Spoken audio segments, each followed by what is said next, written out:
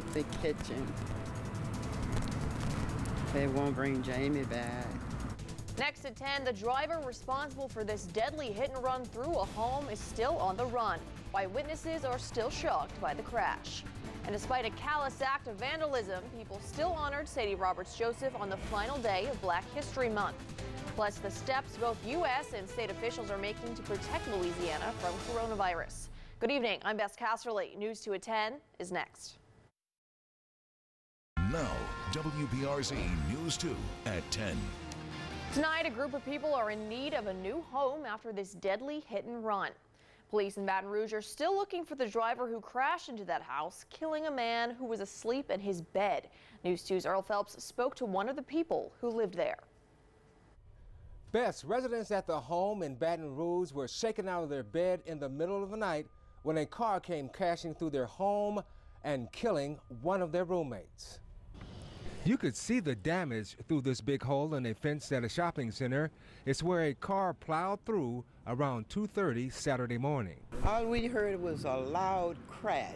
Irma Myers and several roommates live in the house in the 3500 block of Victoria Drive, where a car smashed through, leaving a back room in shatters. When I heard the crash, we jumped up, ran all over the house to see what was that crash, and came to this room, and that's when we saw all this.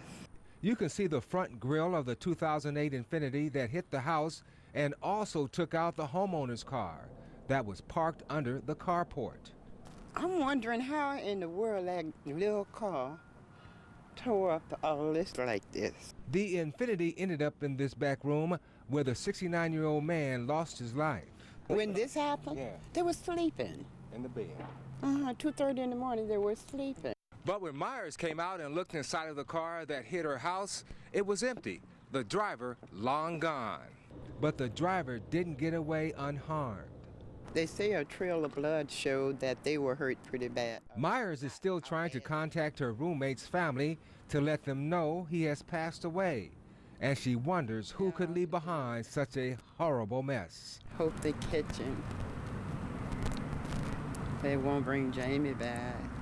Even though several people live in the house where the car crashed through, no one else was injured. In the newsroom, Earl Phelps, WBRZ News 2. Thanks, Earl. Happening now, authorities in Ascension Parish are looking for a trio of armed robbers who were targeting convenience stores along I-10. They were caught on camera hitting this Circle K on LA 73 last night. The sheriff's office says they busted through the doors, pointing guns before clearing out the register. Deputies believe they also are responsible for other armed robberies in Jefferson Parish and St. Charles Parish. Tonight, this man is behind bars accused of molesting a child for years. Police say Elio Chavez sexually abused a 12-year-old girl since she was 5. Chavez, facing first-degree rape charges, is being held at East Baton Rouge Parish Prison on a $200,000 bond. The late Sadie Roberts Joseph famously said, "Culture is the glue that binds a people together. Reach back in time and leap into your future." That was the theme for the end of a Black History Month celebration held at her museum. Unfortunately, some tried to erase that history. Still some folks out there that don't understand or want to be educated about other cultures. And I want to tell you today that all we got to do is continue to show them love.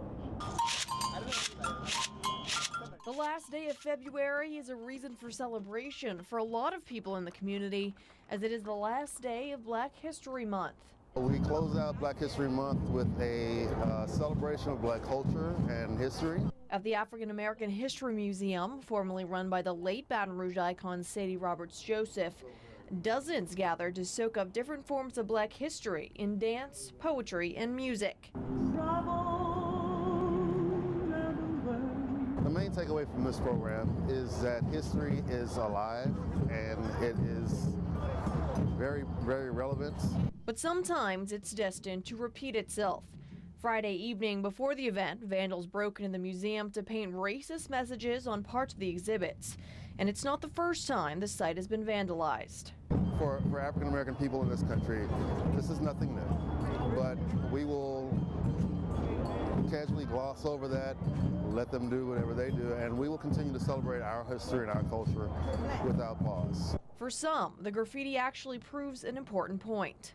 When we see that type of vandalism, it honestly, especially in this month, gives us the reason why. When people ask why Black History Month, when people ask why are these things important, when people ask why are spaces like this so important, why do we have to donate, why do we have to remember, why do they have to be specific awards and HBCUs, this is why, because these types of mentalities persist still today. Police have not announced any suspects at this time. Cancer survivors and their supporters took to downtown Baton Rouge today for the 24th Susan G. Komen Race for the Cure. Hundreds participated in a 5K race and celebration that included food, drinks, and live music. The funds raised will help local women to fight and prevent breast cancer.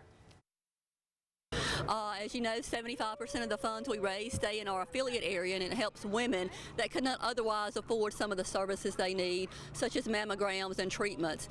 And the other 25% goes back to Susan G. Komen for cancer research. Developing tonight, the president has ordered new travel restrictions in the wake of the first U.S. coronavirus death. Officials are now extending a travel ban on Iran and also urge citizens not to travel to South Korea or Italy. But tonight, U.S. leaders say they're not overly concerned. Additional cases in the United States are likely, but healthy individuals should be able to fully recover. And we think that will be a statement that we can make with great surety now that we've gotten familiar with this problem. They should be able to recover should they contract the virus. The president will meet with pharmaceutical leaders on Monday to discuss a vaccine. Looking ahead, health experts are expected to meet with the governor's emergency response unit Monday to brief them on the coronavirus. Though the State Department of Health isn't worried about coronavirus in Louisiana, they are keeping tabs on people who come back to the state from places like China. Health officials are contacting travelers who have been abroad, but the state has not said how many people they're monitoring. Despite the message of calm from government leaders, stores around the state are running low on surgical masks. Home Depot is reporting they are especially low on respirators typically sold in paint sections.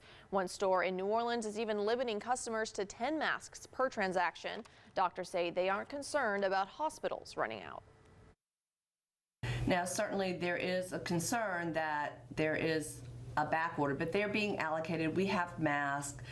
We don't anticipate that we're going to run out of masks, and we are going to be very cautious of how we distribute them. We're not going to leave boxes around in the hospital for them to walk. Experts say washing hands frequently and keeping them away from the eyes, nose, and mouth will offer better protection than face masks. Next at 10, the race for the Democratic nomination is heating up again after the South Carolina primary. And later in trending, some very hardcore teachers are stealing the spotlight from their students. But first, meteorologist Matt Callahan has a quick check of the forecast. Matt, what a lovely spring preview we have today. Yeah, it was really nice. We got a lot of sunshine. It really was a really beautiful Saturday. We're going to see more of the same tomorrow. Temperatures pretty close to what we experienced in terms of highs as well, back in the 70s. Right now, 55 degrees, clear skies. We are continuing to see those dew points slowly creeping up from around freezing earlier today to around 37 now. That's due to the southerly winds at around 9 miles an hour, piping the warmth and moisture onshore from the Gulf. Very consistent temperatures as well, especially in central and southern Louisiana, all in the mid-50s, upper 50s to low 60s, though warmer as we move north into areas of I-20.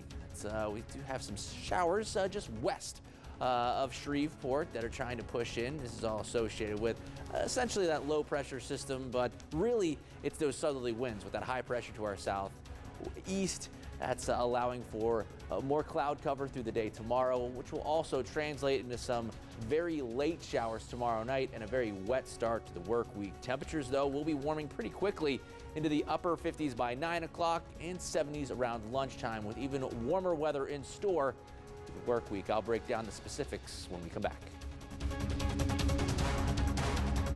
You're watching WBRZ News 2 at 10.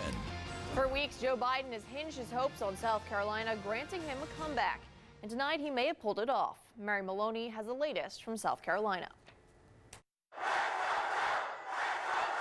Joe Biden celebrates in South Carolina. We just won, and we've won big because of you. The 77-year-old notched his first ever nominating contest win, more than 3 decades after he launched the first of his 3 campaigns for the White House, leaving frontrunner Bernie Sanders trailing behind. There are a lot of states in this country, nobody wins them all. I want to congratulate Joe Biden on his victory tonight. Voters in the Palmetto State giving Biden a much-needed boost after the former vice president struggled in the previous 3 states. But his campaign focused on South Carolina, the first state with a majority black Democratic electorate. Biden says he's connected with the community. Now you launched our campaign on the path to defeating Donald Trump. Biden hopes the win will springboard his campaign into Super Tuesday, where about 1/3 of all pledged delegates are at stake. Are you ready for Super Tuesday? Other candidates already spending time and money in Super Tuesday states, trying to prove to voters their campaigns can last. So Maine, I need your vote. This is the moment to dream big, fight hard, and win. In Columbia, South Carolina, I'm Mary Maloney. Well, cold weather tonight, but we might warm up a bit tomorrow. Matt Callahan's full forecast is next. You're watching News 2 at 10.